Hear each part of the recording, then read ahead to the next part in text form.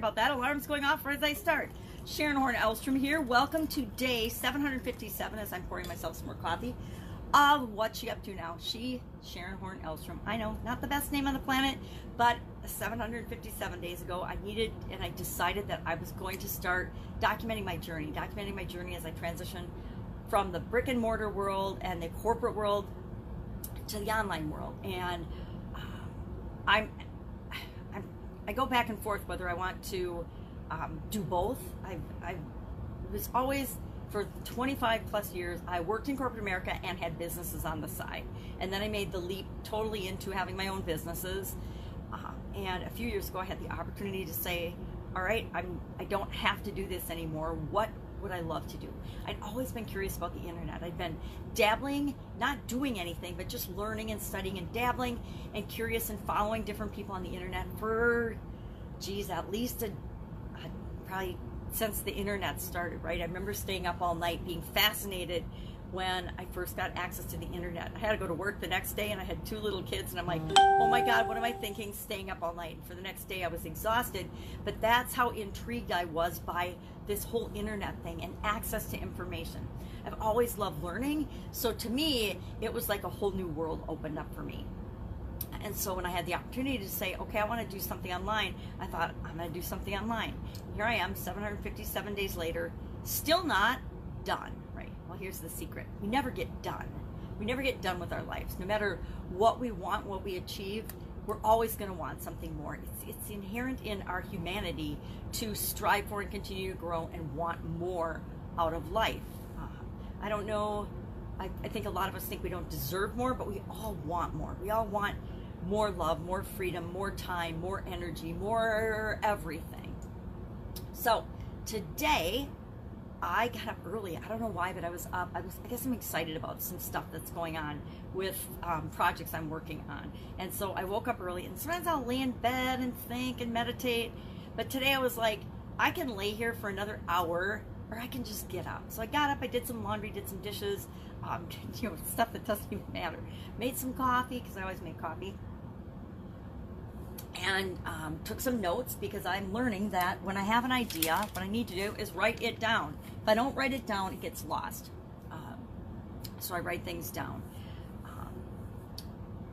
Today's discussion for Supersize Your Business and for my Facebook Live was about taking a shine to something, taking a shine to you, fancying something, being attracted to something.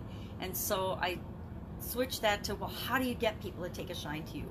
What are 3 to 5 things that you can do right now for free to encourage people to take a shine to you, to be more likable, right? It's pretty easy to be more likable. Number 1, be kind, put off the type energy to attract the type people you want to attract. If you want to attract grumpy, curmudgeon-y, negative, victim, pessimistic people, put off that vibe. If you want to attract positive, growing, fun to be around people, put off that vibe. Be that person too. If you want to attract kind people, be kind to people. People are attracted to like individuals. People like and want to be around people that are like them. So if you want to be around a bunch of gossipy, snobby people, egotistical, status seekers, go after it and behave that way. Put on those behaviors. If you want to go after, I don't know, more down-to-earth, nature-loving, activists, whatever type people you want to be around, be like that. Be that person. The real trick is, my bonus trick for that was, just be yourself. And guess what? The people that you're supposed to be around will be attracted to you. The people that you're not supposed to be around will be repelled by you. And it just doesn't matter. Some people will love you. Some people will hate you. It doesn't matter, right? My friend Jim Edwards always says, love me, hate me, but there's no money in the middle. So he was always going for people to either love him or just reject him and hate him right off the bat, which is part of what I do with Pajama Grandma. I have to credit Jim Edwards with that. And it's really funny, because the people that hate Pajama Grandma the most are actually in my immediate family. They are embarrassed for me, because they're like, why would you show up on video in your pajamas? And as much as I try to explain it to them, they don't get it. But then they don't even understand what I do every day, so it doesn't matter, right? There's some people we just love because we love them, and you know, our families tend to be like that, and we don't expect them to be different than they are. One of the biggest lessons I've learned about frustration, and I spent lots of years feeling frustrated, and it was that I was frustrated not because of the way things are, but because I was judging the way things are and the way things are at a given moment. The way things are just the way they are. It just is. The result I'm getting in any area of my life right now is just the way it is. And it's actually the consequences of past decisions, thoughts, feelings, behaviors, and beliefs that I've had, right? And it all culminates to what I'm experiencing right this very instant. But at any given moment in time, any given instant, I have the ability to look at that and say, yep, that is what is, but that's not what has to be forever. That's not what my future has to look like. So if my coffee's cold, I can drink cold coffee, or I can go upstairs and I can microwave it. I'm not going to get mad and frustrated because my coffee's cold right now. I'm just going to say, my coffee's cold. So it is what it is. Now I can stop and say, what am I going to do about it? Instead of being frustrated about it. Instead of being frustrated because there's traffic, I can say, oh, yep, there's lots of traffic today. So what am I going to do about it tomorrow? I can be frustrated right now and have a terrible day because there's traffic. Or I can say, yep, there's lots of traffic today. Go with the flow, and then say, well, what can I do differently? What can I actually do differently? Because we can only ever actually affect our own thinking, our own feelings, our own beliefs, and our own actions, right? The only person we can ever control in the entire universe, really control, is ourselves, right? We can try to make our kids happy. We can try to make our significant others happy. We can try to make our employees happy. We can try to motivate people. I learned this in corporate America. When I was going to college, I was working for 3M at a pilot plant. And that is where I learned real life stuff I was learning in college applied to a real working environment. And I learned that human behavior is very interesting. Motivation comes from within, and that everybody has a different level of work ethic and desire to put forth and do tasks, and a different level of being a self-starter or not. Different people need different amounts of instruction and management in order to perform jobs in a certain way. I learned a whole lot. I learned so much. One of the best things I ever did was working every summer at really big corporations to apply the things that I was learning in college. And I think that's a lesson that I learned, but I didn't always do as I was learning and growing and going through different trainings, especially when I made the leap from the offline to the online world. For some reason, I applied some things, but I didn't apply as many things as I did in the offline. And even in the offline world, I took a lot of advanced training and a lot of coaching and a lot of webinar. They didn't have webinars back there, but seminars and events and all types of business and leadership trainings. Actually, I gotta dig out I've got a whole tub of certificates from that. It's really interesting because I look at my profiles and I know that I need to update and fix my social profiles, but a lot of them ask for like education and additional education and certifications and things, and I have a whole tub of them, and there's so many that I don't even remember them anymore.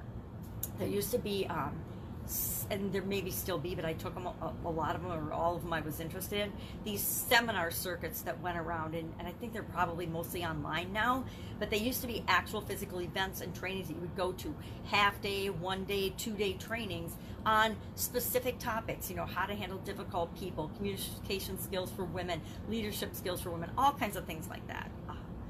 So I've actually lost track of all the things I've done like that. But you're supposed to write them all down so people can be attracted to you, so they can take a shine to you because they know that you've had experiences that are similar to theirs. So talked about, you know, the 5 main ways that you can easily and effortlessly and for free have people liking you. And I guess as long as I'm talking about it, be kind, be positive, be thankful, be the type of person that you want to attract. Be fun to be around, be positive, be the person that lights the room when you come in it, not the one that lights the room when you leave. Be interested and curious, ask questions about other people, be curious about them. Really be interested in other people. It's more important to be interested than to be interesting. Listen, 2 ears, 1 mouth for a reason, right? Be present with people. When you're talking to someone, when you're with someone, be with them. Don't be looking at your phone all the time. Don't be looking away. Don't be looking at your watch. Don't be trying to make your escape as quickly as possible, because guess what? People sense and know that. We all sense and know that. And then, I will catch myself doing that sometimes. When I'm talking to somebody and I know I need to be somewhere else, I'll catch myself and I'm like, and then I stop and I have to consciously bring myself back to the present moment and the present person in the situation. It's human nature, but we can fight that, right? Add value to other people. Any way, shape, or form that you can add value and help other people, help them. People love people that are like them. People love people that make them feel a certain way, usually make them feel good, at least good about themselves, and add value to them. If you can add value or help somebody solve a problem or answer a question, why would you not do it, right? Does it take anything away from you to add value to somebody else, to add value to the world? The answer is no. In case you're wondering, the answer is no, it doesn't. It just makes the whole world a better place. And then finally, my biggest piece of advice when it comes to having people take a shine to you is just be yourself. Be who you really authentically, uniquely are. And guess what? Some people will love you, some people will hate you, and it just doesn't matter, right? It's, the old sales training that says you just go for no's and you ask a ton of people, knowing that the vast majority of people are going to say no. I hate to break it to you, the vast majority of the people on this planet are not going to take a shine to you. They're not going to love you. But guess what? You don't need everybody to. You just want a few people to take a shine to you and love you, right? We don't need everybody to be attracted to our business. We just want the people that we want to serve and give value to and that we like, that are like us, that we want to attract to our business, to take a shine to us. So I like this. I really like this expression, take a shine to. And you know what? I don't know that I've ever actually said I take a shine to this or that. I do love shiny things. A lot of people love shiny object syndrome, right? We get distracted by every shiny new thing that comes our way.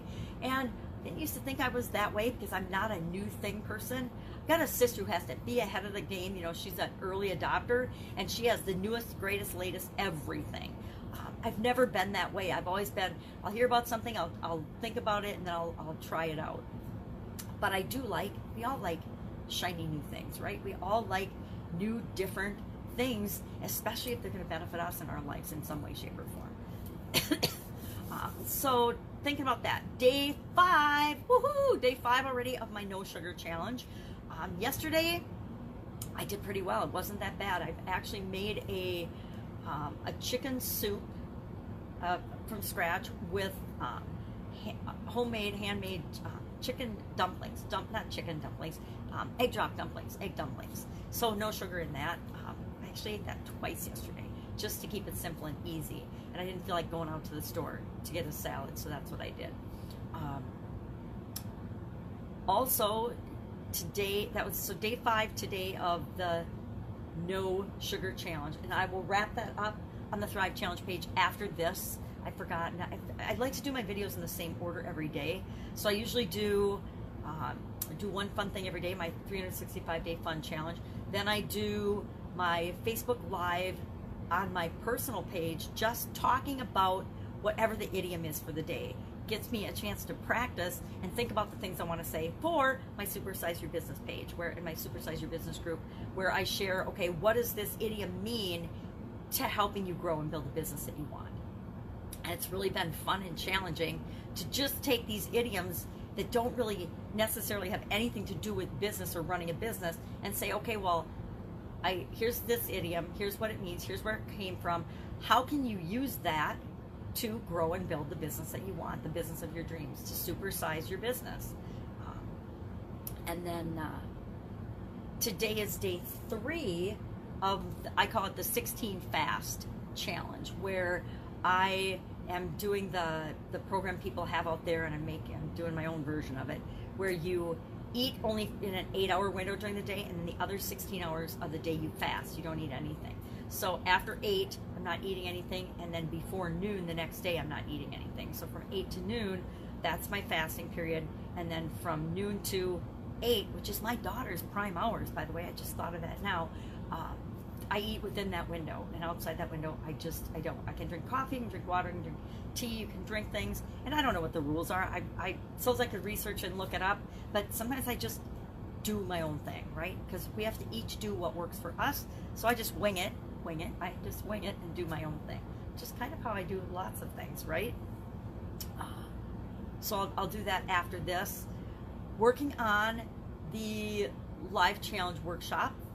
Worked on the workbook yesterday, and the things, and I'm actually in the massive paring down position, because unlike a lot of people, they have to find ways to fill up their time. I got to find ways to shut up and not share everything, including the kitchen sink. I have to just back off and say, okay, what are the 3 or 4 main points I'm going to make for this day, and then I have to repeat myself. I don't love repeating myself, but I will, for the purpose of people's understanding, right, and getting it. So 3 or 4 main things for each day, and that's all I get. I can't talk about more than that. I don't get to. I'll have to save it for the program. But it's hard for me because I want to tell everybody everything, right? We want to share everything with everybody, and guess what? That sounds awesome in theory, but I've done it for a couple of years and it doesn't work. Every one of my online programs have had way too much stuff in them. Every webinar I've done, way too much stuff, and it overwhelms people. And when people are overwhelmed, what do they say? A confused mind says no. An overwhelmed mind says hell no and runs to the exit, right? Pushes that button and goes to a different page, or pushes that button or walks out the door, whatever. Have you ever walked into a store? And this is exactly how I feel about antique shopping and antiques. My mom and her friends, they love antique shopping. My mom's always loved antiques. Me, on the other hand, I walk into an antique store and there's so much stuff and so much chaos and so much history.